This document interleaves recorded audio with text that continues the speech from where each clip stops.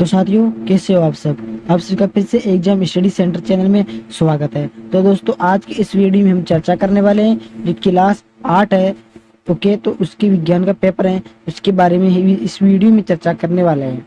तो शुरू करते हैं वीडियो बिना समय गवाए। तो दोस्तों, पूर्णांक आपके कैसे नंबर का रहने वाला है और इस प्रकार से आपके प्रश्न आने वाले हैं। तो दोस्तों, शुरू करते हैं। तो पहला प्रश्न है दोस्तों कि फसल के दाने को भूसे से अलग करना क्या कहलाता है? तो सभी साथी जानते हैं कि जो फसल होती है उसके दाने होते हैं उसे अलग करना को हम थ्रेसिंग कहते हैं। क्या कहते हैं दोस्तों?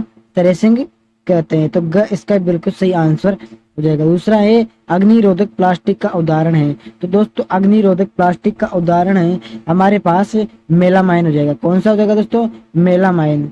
तो इसका आंसर क्या हो जाएगा? तीसरा है निम्न में से आघात वर्धीय नहीं है। आघात वर्धनीय नहीं है। तो दोस्तों, क्या एल्यूमिनियम आघात वर्धीय नहीं है दोस्तों। चौथा, नेपथलीन की गोलियां बनाई जा सकती है। यानी कि जो नेपथलीन की गोलियां होती है वो किससे बनाई जाती है? तो दोस्तों, कोलतार से। किससे बनाई जाती है दोस्तों? कोलतार से बनाई जाती है। अगला प्रश्न है पांचवा, पृथ्वी का वह भाग जहाँ सजीव पाए जाते हैं, यानी कि जो जीव हम पाए जाते, मनुष्य पाए जाते हैं, सजीव जिसमें जीव होता है, मनुष्य ने जिनमें जीव होते हैं वो कहाँ पर पाए जाते हैं दोस्तों? तो दोस्तों, वो पाए जाते हैं जैव मंडल में। कहाँ पाए जाते हैं? तो जैव मंडल में पाए जाते हैं जिनमें जीव होता है। छठा प्रश्न है स्नेहक द्वारा घर्षण का मान है। तो स्नेहक द्वारा घर्षण का मान दोस्तों कम हो जाता है। ओके, कैसे हो जाता है? कम हो जाता है। सातवां, माध्य स्थिति के इधर उधर ये आगे पीछे होने वाली गति को क्या कहते हैं दोस्तों? तो उसे कंपन कहते हैं दोस्तों। क्या कहते हैं? कंपन कहते हैं। अगला आठवां प्रश्न है कि जो प्रकाश उत्सर्जन डायोड यानी कि एलईडी के साथ जुड़े लंबे तार को जोड़ा जाता है तो बैटरी के उस भाग से क्या निकलता है? ओके, कौन से भाग से धन निकलता है कि ऋण निकलता है? तो दोस्तों, इसका उत्तर हो जाएगा धन या ऋण किसी से भी। धन या ऋण किसी से भी, प्लस या माइनस। ओके दोस्तों, अगला है हमारे पास नौवा कि 26 जनवरी 2001 को भारत के जिस क्षेत्र में बड़ा भूकंप आया था वह क्षेत्र था तो गुजरात के भुज में। कहाँ पर? गुजरात के भुज में आया था दोस्तों। 10वां, निम्नलिखित में से कौन सी गैस पौधाघरी गैस नहीं, यानी कि ग्रीन हाउस नहीं है? कौन सा दोस्तों? ग्रीन हाउस नहीं है। तो नाइट्रोजन नहीं है दोस्तों।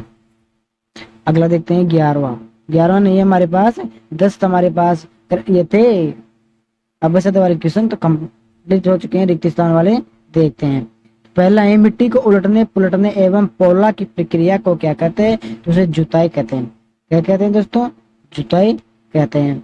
दूसरा, और धातु नरम होते और चाकू से उसे काटा जा सकता। दो धातु ऐसी हैं जो बहुत नरम होती है और चाकू से आसानी से कट जाती है, पोटेशियम और सोडियम। ओके दोस्तों, बिल्कुल बहुत मोस्ट इंपोर्टेंट उदाहरण है चाकू से कटने वाली धातु। तीसरा, एक अप्रिय गंध वाला काला गाढ़ा द्रव होता है, वो क्या कहलाता है? तो वो कोलतार होता है। क्या होता है दोस्तों? कोलतार। चौथा है किसी क्षेत्र विशेष में पाई जाने वाली स्पीसीज कहलाती है दोस्तों, वह कहलाती है चौथा स्थानिक। इस कहाँ गए? स्थानिक। ओके पहले दोस्तों। पांचवा, नर युग्मक एवं मादा युग्मक के द्वारा जनन को कौन सा लैंगिक कहते हैं? जनन लैंगिक के संलयन यानी कि परस्पर। अगला कहते हैं तीसरा प्रश्न है अति लघुरात्मक प्रश्न, अंक 12 एक नंबर का है। देखते हैं पहला प्रश्न, फलीदार यानी कि लेग्यूमिन्स पौधों की जड़ों की ग्रंथियों में पाए जाने वाली बैक्टीरिया का नाम बताना है। तो वह है राइजोबियम। क्या है दोस्तों? राइजोबियम। ओके साथियों, अगला देखते हैं दूसरा, उस अधातु का नाम लिखिए जो जिसका उपयोग उर्वरकों में पौधों की वृद्धि हेतु किया जाता है। दोस्तों, वो होगा नाइट्रोजन। नाइट्रोजन से पौधों में वृद्धि होती है प्यारे दोस्तों। अगला है तीसरा, अत्यधिक व्यावसायिक महत्व के कारण है पेट्रोलियम किस नाम से जाना जाता है? तो दोस्तों, उसे हम काला सोना है। किस नाम से? काला सोना। और दूसरा है ना अधातु का नाम, तो इसमें नाइट्रोजन फास्फोरस भी आएगा। साथियों, चौथा है लैंगिक जनन से आप क्या आशा है, यानी कि लैंगिक जनन से आप क्या समझते हैं या परिभाषा लिखिए। तो दोस्तों लैंगिक जनन वह जनन प्रक्रिया है, वह प्रजनन प्रक्रिया है जिसमें दो युग्मों के मिलने से बनी रचना युग्मज द्वारा नए जीव की उत्पत्ति होती है, वह अलैंगिक जनन कहलाता है।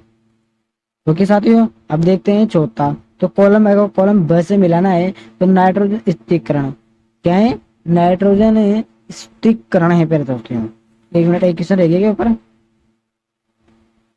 हाँ 5 और हो गए सर दोस्तों। ऐसे तो जंतुओं के नाम लिखिए जिनमें अलैंगिक जनन मुकुलन द्वारा होता है, जैसे हाइड्रा हो गया, ईस्ट हो गया, अमीबा हो गया, प्लेज्मोडियम हो गया, लेशमानिया हो गया, इस प्रकार से। अब चौथा देखते हैं, मिलाना है तो नाइट्रोजन स्थिरीकरण, तो इसको आपको मिलान देना है राइजोबियम से। किसको? राइजोबियम।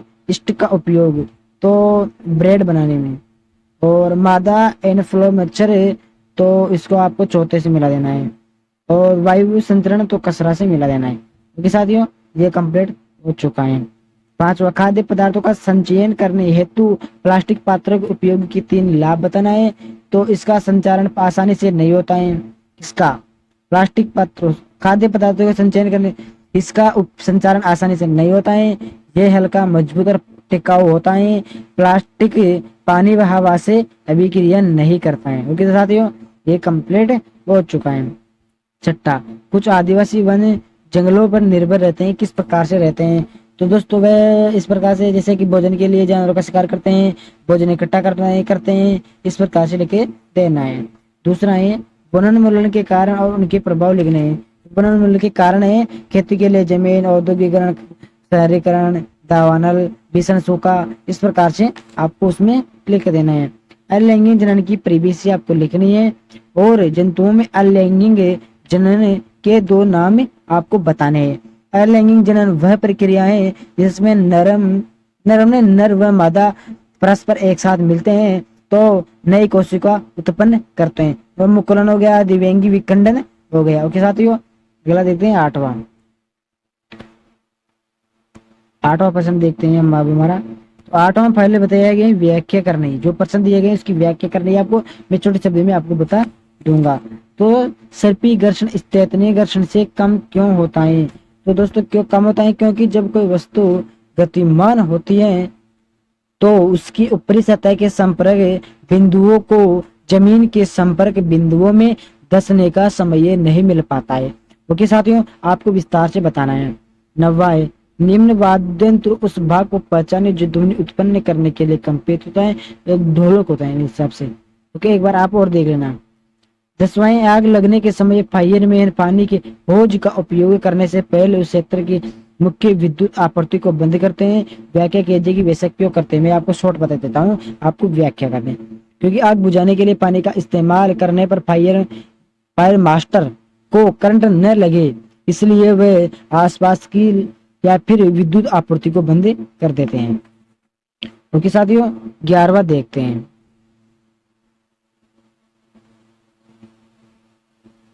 देखिए जब हम किसी आवेश वस्तु को हाथ से छूते हैं तो वह अपना आवेश खो देता है। क्यों? व्याख्या कीजिए कि वैसा क्यों करते हैं होता है। तो मानव शरीर विद्युत के सुचालक है, यानी जो मानव शरीर होता है वो विद्युत का सुचालक होता है। हमारे शरीर उसके आवेश को पृथ्वी की ओर संचालित करता है, इस प्रकार से उसमें करंट आता है। तो ये साथियों अगला देखते हैं अब 12वां क्वेश्चन। 12वां तारामंडल क्या होता है? किन्हीं 2 तारामंडलों के नाम लिखिए। तो आकाश के किसी क्षेत्र में मौजूद तारों के समूह को तारामंडल कहते हैं, और इसमें उदाहरण है 2 तारामंडल हो गए, जैसे ग्रेट बियर हो गया यानी कि सप्तऋषि, ओरियन हो गया यानी कि व्याध या शिकारी। साथियों 13वां CFC का पूरा नाम लिखना है, इसका उपयोग कहाँ किया जाता है, इससे होने वाली हानि का उल्लेख भी आपको करना है। तो क्लोरोफ्लोरो कार्बन है CFC का पूरा नाम है। ये एयरोसोल क्या है? एयरोसोल स्प्रे बनाने में, पैकिंग सामग्री और फोम के लिए, ब्लोइंग एजेंट बनाने में, प्लास्टिक और फ्रिज उड़ाने में इसका उपयोग किया जाता है। देखते हैं 14वां। तो नाइट्रोजन चक्रण का आपको चित्र बनाना है साथियों। 15वां राणा गर्मियों के लिए कमीजें खरीदना चाहता है। ओके उसे सूती कमीजें खरीदनी चाहिए या संश्लेषित खरीदनी चाहिए साथियों। ओके कारण सहित आपको उसमें सलाह देनी है। तो दोस्तों देखते हैं इसका उत्तर की क्या होने वाला है। तो गर्मी में सूती कमीजें खरीदनी चाहिए, क्योंकि गर्मी में आसानी से गर्मी का अवशोषण नहीं करती, साथ ही वे आसानी से पसीने को सोखती है। गर्मी में आसानी से पसीने को सोखती है, साथ ही वे आसानी से पसीने को सोखती है, अवशोषण करती है। इस प्रकार से बोलना चाहता हूँ मैं, यह उष्मा की उचालक होती है। ओके साथियों, अगला प्रश्न देखते हैं। कौन सा प्रश्न देखेंगे हम? 16वां। तो 16वां का पहला है, कॉपर जिंक को उसके लवण के विलयन से विस्थापित नहीं करता, क्योंकि ऐसा इसलिए क्योंकि कॉपर जिंक से कम अभिक्रियाशील है। धातुओं की सक्रियता श्रेणी में जिंक से नीचे रखा जाता है। ओके साथियों, हो गया कंप्लीट। अगला देखते हैं दूसरा। सोडियम और पोटेशियम को मिट्टी के तेल में रखा जाता है। क्यों रखा जाता है? क्योंकि वे अत्यधिक प्रतिक्रियाशील है धातुएं हैं। हवा में मौजूद ऑक्सीजन, कार्बन डाइऑक्साइड और नमी के साथ ये इतनी तेजी से प्रक्रिया करते हैं कि इनसे आग भी लग सकती है।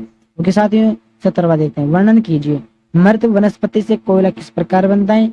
ये प्रक्रम क्या कहलाता है? तो दोस्तों, कोयला मृत वनस्पतियों से जीवाणु क्रिया से बनता है। किससे? जीवाणु क्रिया से बनता है, और इस क्रिया को कार्बनीकरण कहते हैं। ओके साथियों, ये भी हो गया। 18वां, घर्षण को बढ़ाया या घटाया कैसे जा सकता है? उदाहरण देकर समझाना है। तो दो सतहों के बीच घर्षण बल को सतहों को खुरदरा या चिकना बनाकर बढ़ाया या घटाया जा सकता है। तो उदाहरण देखते हैं। जूते के तले में नाखून लगाना, यानी कि तेल लगाना। तेल रफ्तार वाले वाहन में अचानक ब्रेक लगाना। और तीसरा, सतह हो या खुरदरा बनाना, सतह को खुरदरा बनाना। क्योंकि साथियों, अगला देखते हैं 19वां प्रश्न। विद्युत साधियों का कभी भी गीले हाथों से अथवा गीले फर्श पर खड़े होकर स्पर्श नहीं करना चाहिए, क्योंकि ऐसा करने से विद्युत का रिसाव होने पर गीले हाथों या गीले फर्श से विद्युत का चालन हो सकता है। इस प्रकार से करना है। 20वां, घर के भीतर रहने की स्थिति में आप विद्युत वितरण का तड़ित से किस प्रकार बचाव कर सकते हैं? तो गड़गड़ाहट सुनते ही घर के अंदर चले जाएंगे, बहते पानी के संपर्क में नहीं आएंगे, जमीन पर हाथ फैलाकर बैठ जाएंगे। ओके साथियों, अगला देखते हैं अब हम कि तारे व ग्रह में क्या अंतर है। तो तारे ग्रह में अंतर है। तारे में देखते हैं सबसे पहले, गैस का एक विशाल स्वचमत्कार आकाशीय पिंड है। बताएं, यह अपने आंतरिक ऊर्जा स्रोतों से प्राप्त विकिरण से चमकता है। वह ग्रह एक खगोलीय पिंड होता है। यह किसी तारे या तारकीय अवशेष की परिक्रमा करता है। 22वां, खरपतवार क्या है? जो खेतों में होती है, फसल के अवांछित पौधे होते हैं, खरपतवार कहलाता है। इनके नियंत्रण कैसे कर सकते हैं? आप सब जानते हैं किस प्रकार से कर सकते हैं। खाद व उर्वरक में क्या अंतर है?